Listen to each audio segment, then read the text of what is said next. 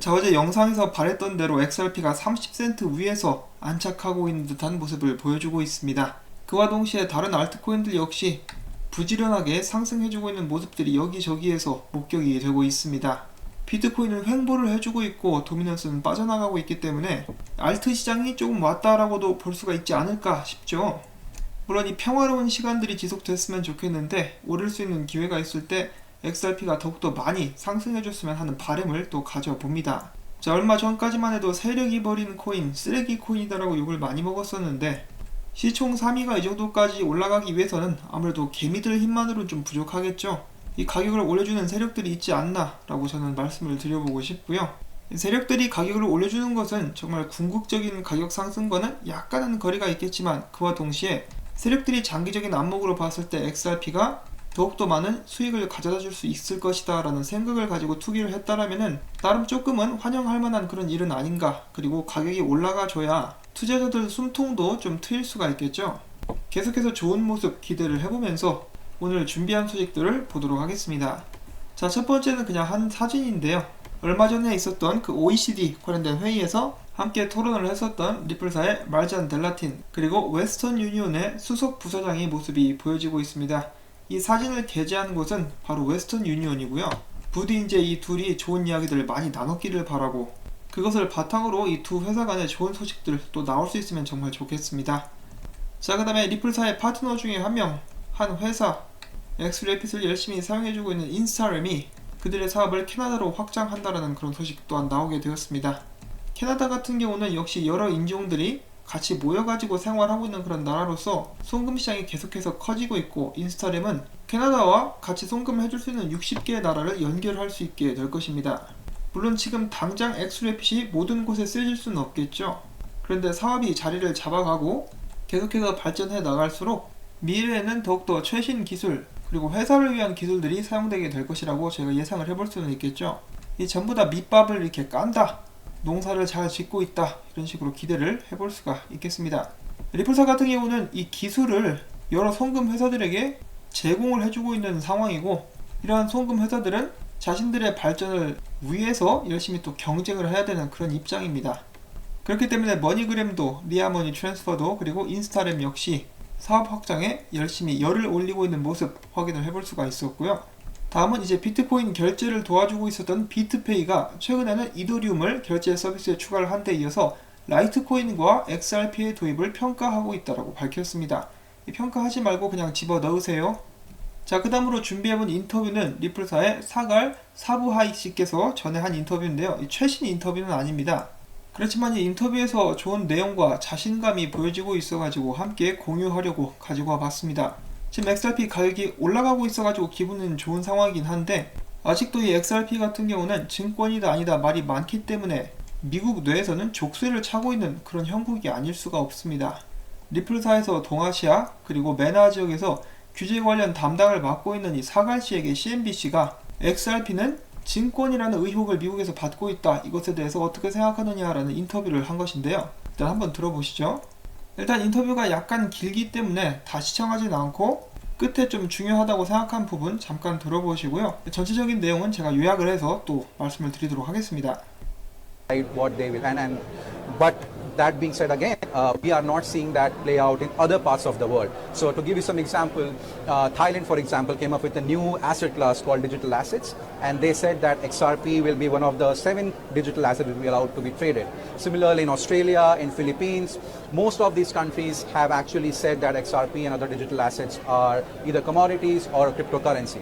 ADGM also classified XRP among other currencies as commodities. So we are not really worried about it, to be honest.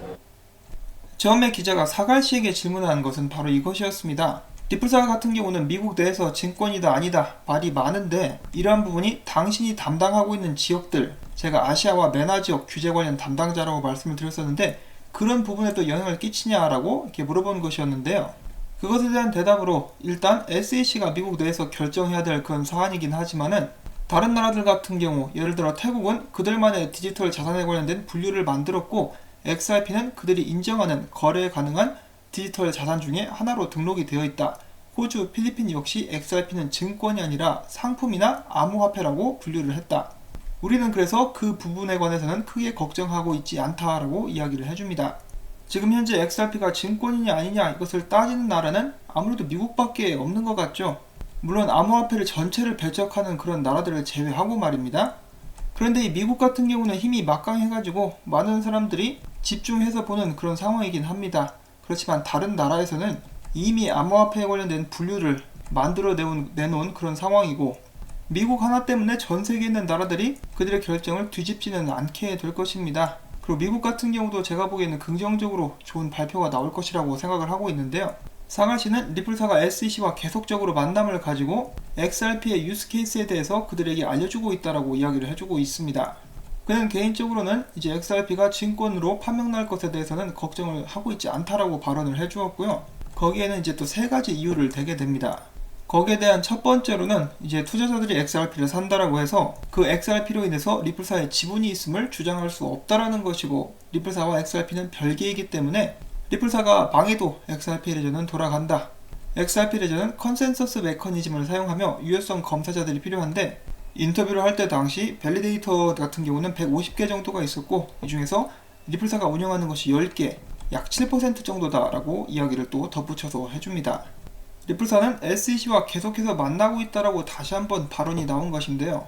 뭔가 불법적인 행동을 했다면 SEC에서 진작에 조치를 취했을 것이고, 제 개인적으로도 증권 관련 문제 자체는 별로 그렇게 걱정을 전혀 하고 있지 않습니다. 그런 걸로 이제 시비 거는 사람들 볼 때마다 이제 웃음이 나올 뿐이죠. 한 가지 정말 깝깝한 거, 최근에도 몇 번 방송에서 언급이 되었었는데요. 얘네들이 발표를 안 하고 있다라는 거. 그 부분만 이제 좀 해결되면은 정말 지금 XRP 가격 올라가고 있는데 여기에 그냥 날개를 달아버릴 수가 있겠죠. 날개를 달았기 때문에 다시 떨어지지도 않을 거고요. 뭐 어디까지나 제 희망적인 바람이긴 합니다. 자, 그 다음에 빗소 볼륨 업데이트, 약 23시간 전에 나왔었던 빗소 볼륨 업데이트인데요. XRP의 사용 증가로서 거래소 내 볼륨이 비트코인을 2배 정도 웃돌고 있는 모습을 확인을 해볼 수가 있습니다. 자, 이 멕시코에서 필리핀의 코인스타.ph에서도 좋은 모습이 좀 나와줬으면 좋겠는데 아직까지는 그렇게 큰 발전 사항은 없는가 봅니다. 이제 기다리는 수밖에 없겠죠. 자, 그 다음에 코리 존슨의 트윗 또 한번 새로 올라와가지고 공유를 해드립니다. 이 프랭크 차파로라는 사람이 더블록에서 이제 뉴스 디렉터를 맡고 있는 사람인데, 최근에 이런 트윗과 기사를 링크를 했습니다. 암호화폐 회사들은 어떻게 자금 세탁 방지 법안을 준수할 것인가에 대해서 평가 및 점검을 하고 있다. 이 트윗을 이제 리트윗을 하면서 코리 존슨이 이렇게 이야기를 하고 있죠.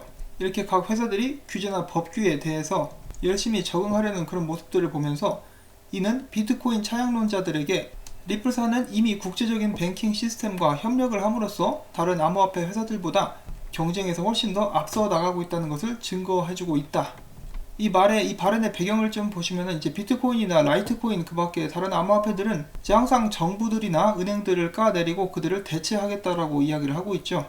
그런데 보시면 아시겠지만 결국 비트코인도 다른 모든 코인도 정부나 기관들의 규제 아래서 살아남아야만 합니다. 그렇기 때문에 대항하는 것처럼 보였지만 결국은 그 아래서 부처님 손바닥 안에 있는 손오공처럼 일단은 숙이고 들어가야 된다는 것이죠. 그 반면에 리플사 같은 경우는 그런 부분을 이미 일찌감치 눈치를 채고 처음부터 전세계 규제 관계자들과 일을 해왔다. 이를 배경으로 봤을 때 다른 회사들이 자금 세탁 방지 규제 때문에 전전긍긍할 때 리플사 같은 경우는 이미 준비가 되어 있기 때문에 훨씬 더 경쟁에서 앞서 나가고 있다라고 발언을 해준 것입니다. 자, 굉장히 리플사에게는 좋은 긍정적인 그런 부분이긴 하죠. 그런데 저는 비트코인 찬양론자 그리고 정부나 은행들을 대체하고자 노력하는 사람들의 의도도 이해는 갑니다. 이제 리플사를 중심적으로 이야기를 하다 보니까 정부들이나 은행들에 대해서 좋은 계약, 그러니까 이제 우리를 도와주는 쪽으로 이렇게 이야기를 하게 되는 경우가 많이 있는데, 사실 이 은행들, 중앙은행들을 포함해가지고 나쁜 놈들이 굉장히 많죠. 어제만 해도 JP모건 같은 애들 불법으로 이제 막 시세 조작하다가 걸렸는데, 실질적으로 이런 대형 은행들이 불법적인 일을 하다가 걸리는 경우도 많고 이제 벌금만 내고 빠져나오는 그런 일들이 반복이 되고 있죠. 그 외에도 그런 부분들을 부정적으로 보는 사람들의 이야기들을 들어보면은 어느 정도는 이제 충분하게 이해가 되기는 합니다. 그런데 대형은행, 중앙은행들은, 그리고 정부나 금융기관들은 없어질래 없어질 수가 없죠. 그리고 힘이 너무 강하기 때문에 그들을 대항해서 싸운다라는 것은 솜사탕으로 바위치기가 아닌가 하고 이렇게 생각을 해볼 수가 있겠죠. 자, 아무튼 좀 논지에서 벗어났는데요. 다시 한번 리플사 관점으로 돌아와가지고, 자, 최근에 XRP 가격에 좀 펌핑이 왔죠. 그렇게 많이 상승하는 것이라고 보긴 힘들지만 그래도 며칠 사이에 30센트 위로 올라오는 큰 쾌거를 거둘 수가 있었습니다. 그래서 XRP를 바닥에서 긁은 사람들, 그리고 이제 기존의 투자자들도 안도의 한숨과 약간의 기쁨을 표현하고 있는 그런 상황이죠. 자, 그런데 리플사에서 어제부터 대량의 XRP를 또 움직이고 있다는 소식이 나와가지고 여러분들께 또 전달을 해드리려고 합니다. 일단 강하게 펌핑이 오기 시작하고 나서 리플사에서 3천만 개의 XRP를 장외거래 지갑으로 이동을 첫 번째로 시킵니다. 그 다음에는 1000만 개의 XRP가 장외거래 지갑에서 또 다른 지갑으로 이동을 하게 되었고요. 세 번째로는 1500만 개의 XRP가 리플사의 지갑에서 또 다른 알려지지 않은 지갑으로 이동을 하게 됩니다. 이렇게 해서 총 5500만 개가 어제 오늘 이동하게 된 것인데요. 이는 1560만 달러에 달하는 굉장한 양이라고 볼 수가 있겠습니다. 자, 그런데 이런 부분을 표면적으로만 보고 사람들이 비명을 지르는 경우도 있더라고요. 아이고 또 던진다, 제발 좀 하지 마라, 제발 살려주세요. 여기 보시면 또 재밌는 짤도 누가 이렇게 갖다 놨는데 제발 던지지 마세요 막 이런 식으로 이야기를 해주고 있죠. 자비를 베푸셔서 하면서. 자, 그래서 이 부분 잠깐 짚고 넘어가 보려고 합니다. 빵형이 인터뷰에서도 이야기를 했었는데요. 장외거래로 팔려나가게 되는 이제 총 4천만 개가 장외거래 지갑을 통해서 이동을 하게 되었는데, 얘네들은 락업이 걸려 있어가지고 지금 당장 던질 수가 없습니다. 던진다 할지라도 가격에 영향을 주지 않을 만큼 그날그날 볼륨에 따라서 이제 던질 수 있도록 제한이 걸려 있다라고 하죠. 그렇지만 문제는 이 1500만 개 XRP, 얘네들은 일단 장외거래 지갑이 아니기 때문에 XRP를 판매하려는 것인지 혹은 리플사 내에서 자금 이동 때문인 것인지 그런 부분에 관해서는 밝혀진 바가 없습니다.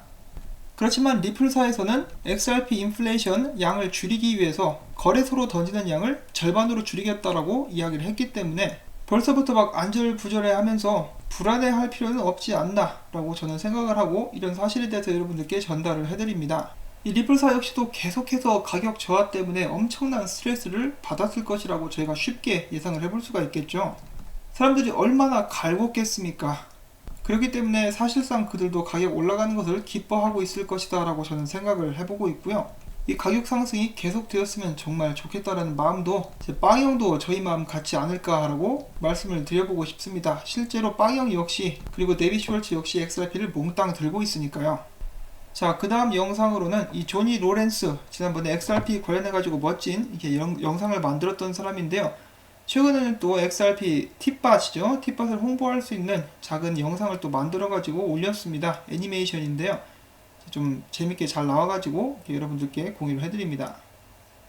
실제로 팁밭으로 저렇게 페이를 하게 되면은 저것보다도 훨씬 더 빠르게 이제 결제가 진행이 됩니다. 거의 1초 만에 결제가 되는데 좀 오래 걸렸죠. 자, 아무튼 이렇게 재밌는 영상이 있어가지고 또 공유를 해보고요. 마지막으로는 이 찌라시성 그런 소식이라고 볼 수가 있겠는데, 그 XRP 커뮤니티에는 이상한 놈들이 많죠. 그 놈들 중에 하나가 리플 리들러라는 놈인데요. 이 놈이 이렇게 자신이 이제 8월 17일날 이렇게 예언을 했다라고 합니다. 9월 달에는 이제 좋은 일이 있을 것이다. 많은 놀라운 일들이 있을 것이다. 새로운 일들이 시작될 것이다 라고 해놓고 이제 어제 상승을 하고 나니까 내가 맞췄지 하면서 이렇게 자랑질을 하고 있는 것인데요. 실제로 맞춘 것인지 안 맞춘 것인지는 모르겠습니다. 이 친구 같은 경우는 전에 이제 코인베이스에서 XRP 상장하는 것을 맞췄다라고 주장을 하면서 한때 많은 주목을 끌었었던 사람인데요. 이 친구 말이 맞다면은 남은 4분기 정말 저희가 많은 것을 기대해봐도 되지 않을까. 뭐 100% 찌라시이긴 합니다만 그래도 뭐 기쁨조 정도로 이렇게 사용해볼 수는 있겠죠. 자, 여러분들이 이제 모두가 기분 좋아서 이렇게 방방 뛸 수 있는 그날이 빨리 올 수 있기를 바라면서 오늘 영상이 여러분들께 도움이 되셨다면 구독과 좋아요, 그리고 제가 계속해서 이 채널을 유지하고 열심히 일할 수 있도록 광고 시청, 처음부터 광고가 마무리될 때까지 여러분들께 꼭 부탁을 드립니다. 이 광고가 나오는 동안에 스트레칭 잊지 마시고요. 바쁘신 분들은 이 광고를 끝까지 재생해 주시는 것만으로도 저에게는 정말 엄청난 도움이 됩니다. 다시 한번 여러분들께 감사의 말씀 전해드리면서 저는 다음에 또 새로운 소식 열심히 모아가지고 가지고 오도록 하겠습니다. 안녕히 계십시오.